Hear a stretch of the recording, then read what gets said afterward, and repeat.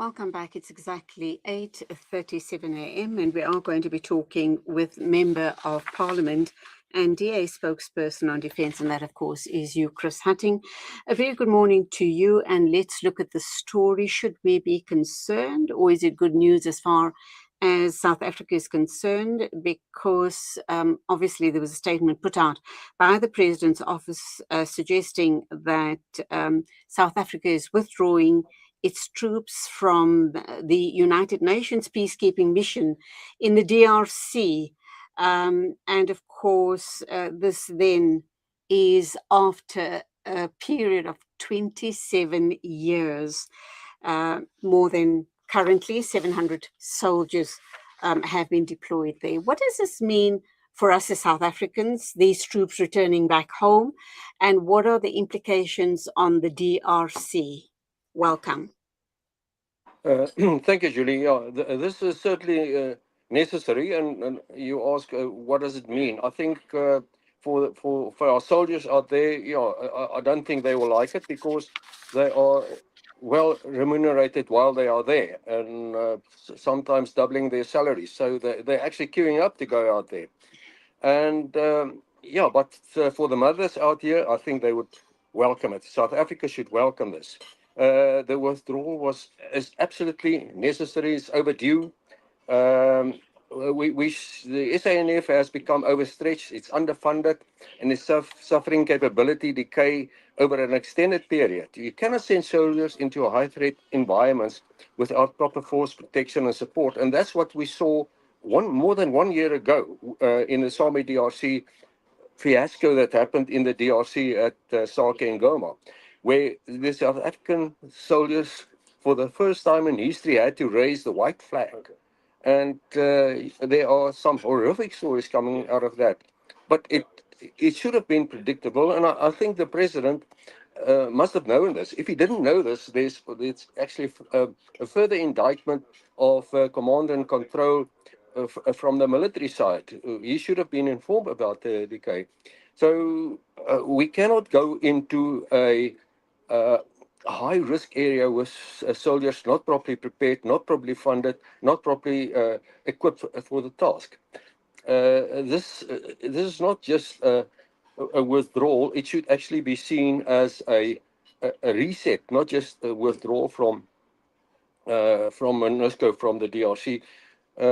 But what does it mean for South Africa, perhaps out there? I think this actually underlines what the world has experienced over at least 1 year, that South Africa is not, South African National Defence Force is not what it used to be. We've been playing a role for 27 years, many countries in Africa, and we, South African Defence Force, we've got excellent soldiers. It's actually a force to be reckoned with.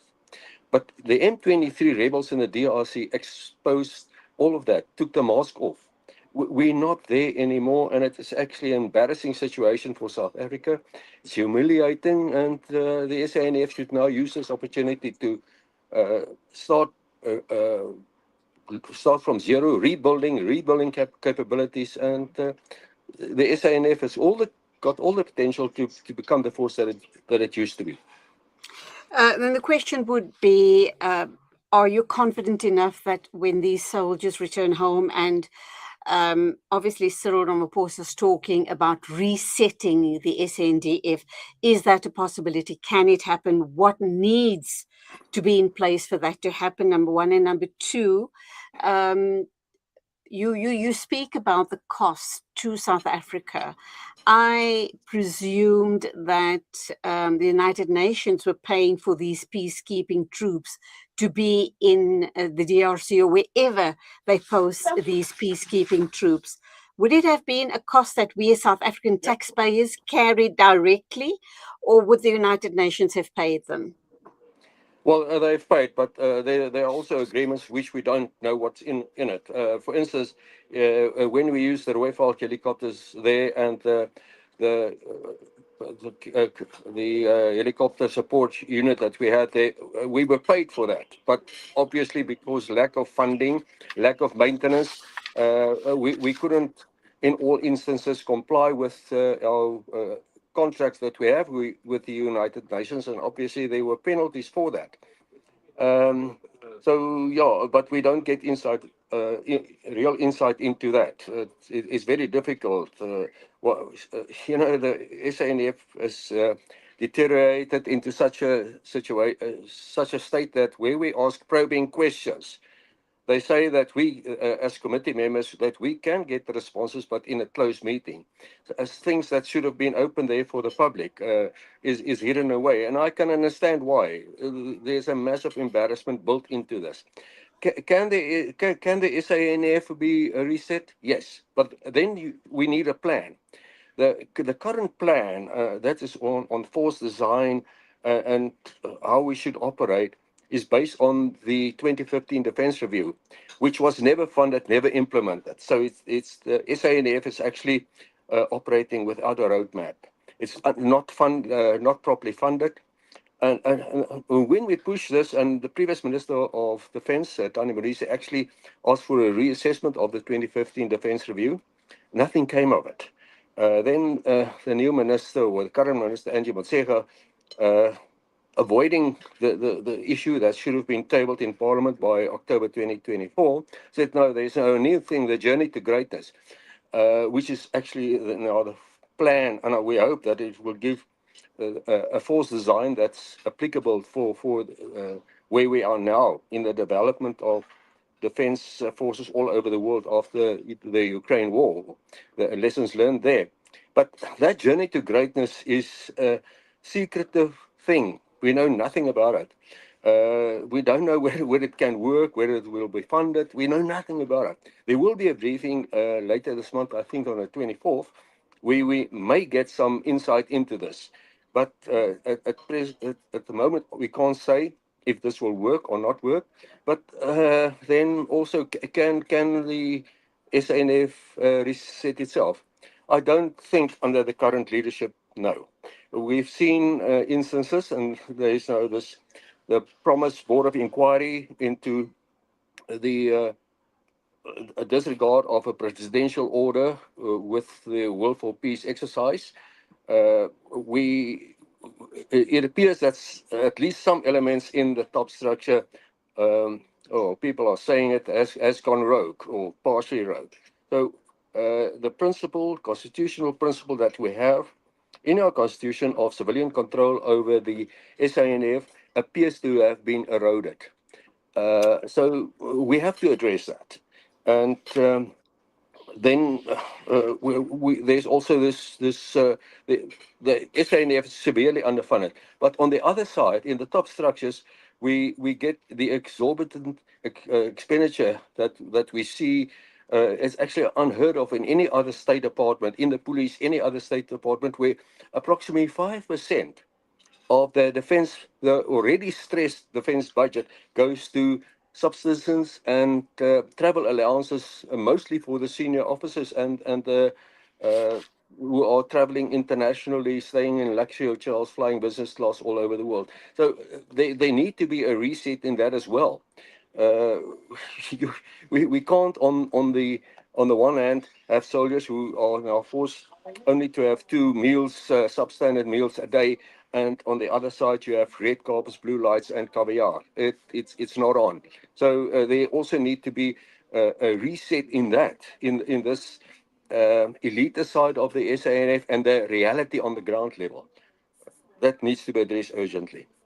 Okay, I also understand that the DRC really are not saddened by the fact that our soldiers are returning home, because according to them, they were not adequately fit for purpose for the job, obviously not adequately trained, and they didn't feel any safety regarding, the presence of the SANDF.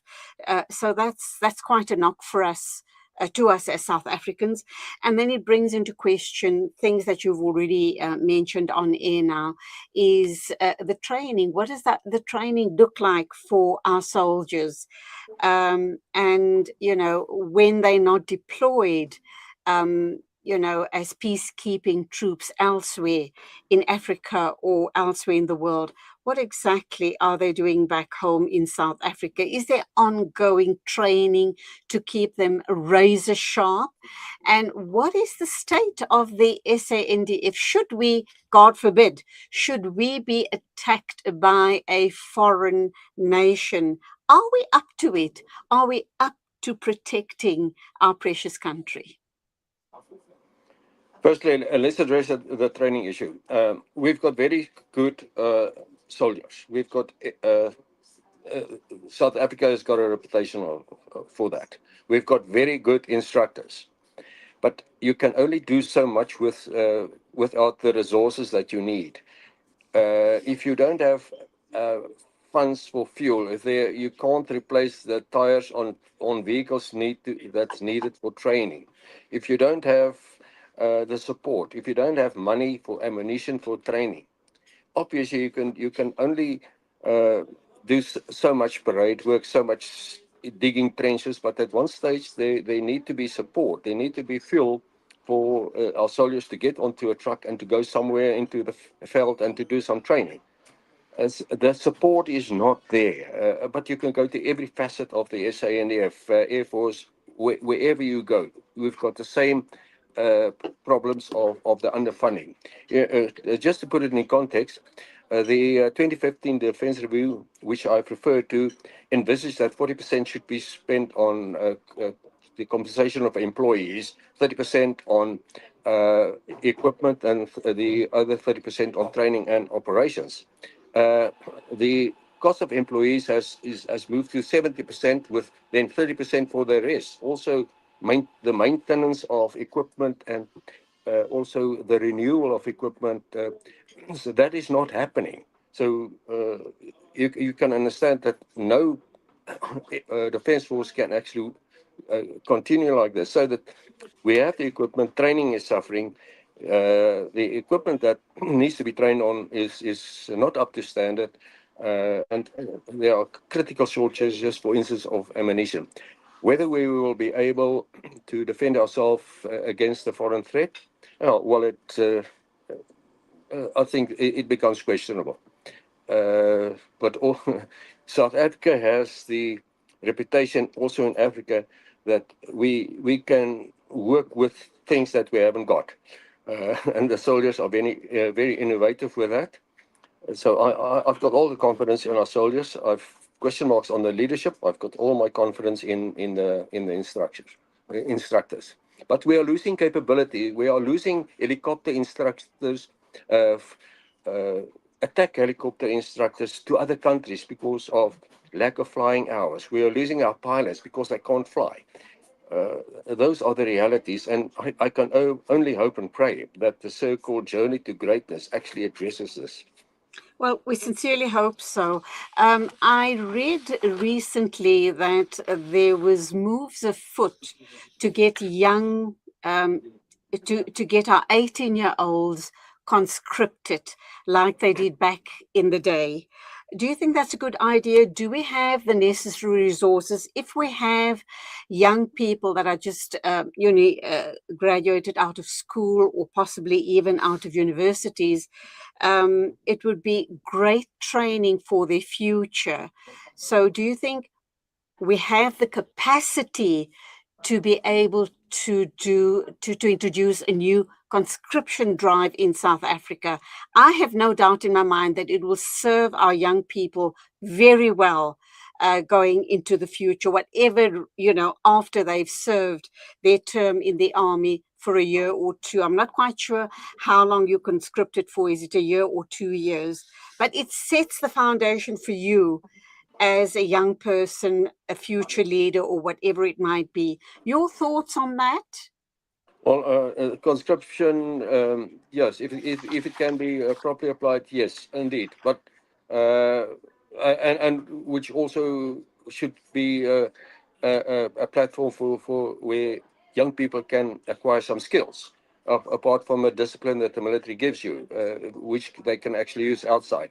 At present, we haven't got the capacity, we haven't got the funding, we haven't got the design in the force to accommodate that.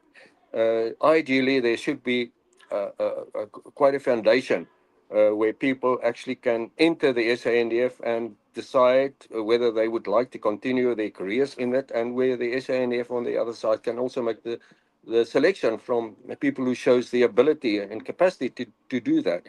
We haven't got the funding or the capabilities or capacity at this stage. Okay, I'm going to wrap up now, but I'd like to share something that has been posted on Facebook by one of our regulars, whom I really appreciate, and that, of course, is you, Abdul Razak Ismailov. He is from Estonia in, obviously, Eastern Europe.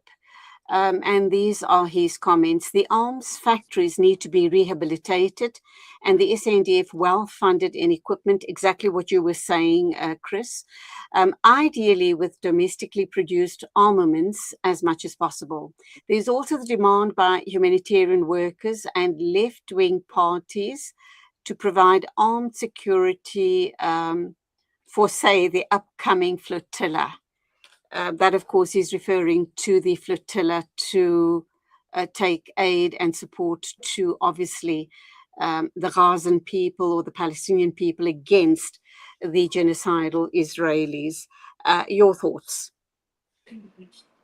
Yes, let's go to the South African arms industry. It was a massive and very innovative industry, and with a lot of intellectual property vested in the arms industry. We've lost some of it, and some of this was actually Denel was gutted by the Guptas. They have not yet recovered from that.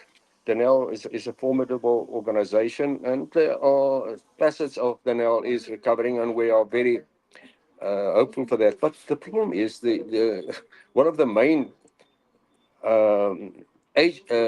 customers for the defense industry should be the SANDF, and at present there's no capacity to spend money. Yes, the arms industry is very innovative, and the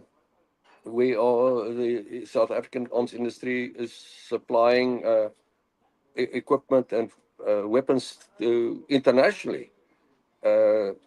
Obviously, Denel has got a problem there. They forfeited on some contracts because they couldn't comply with the dates, the deadlines, which also did some damage. But yes, the arms industry is a big employer in South Africa. It's got massive potential. There's a lot of knowledge in it and a lot of capacity. It needs to be supported and expanded because of the impact that it has on the South African economy. Chris, we're going to have to leave it there. Yeah, very quickly, if you don't mind. We are running out of time. No, thank you for the questions on that. The last aspect of the part is actually on the security issue. That may be problematic. The question is why? Why did the MK send South Africans to Russia who now find themselves in Ukraine or begging to come home? There's a bit of a sinister agenda perhaps behind that, which is actually illegal. It's against our constitution, what's happening down there. But to militarize political parties is not the way that we go. It's in fact unconstitutional. Chris, thank you indeed for your insights on this matter. And I guess it's a wait and see game, is it not? Once again, we are aware that there's corruption right across the board in every possible facet of government departments. There's nothing but rife corruption. And once that is rooted out, hopefully we can revive ourselves and be a force to be reckoned with. Thank you indeed for being with us, and God bless.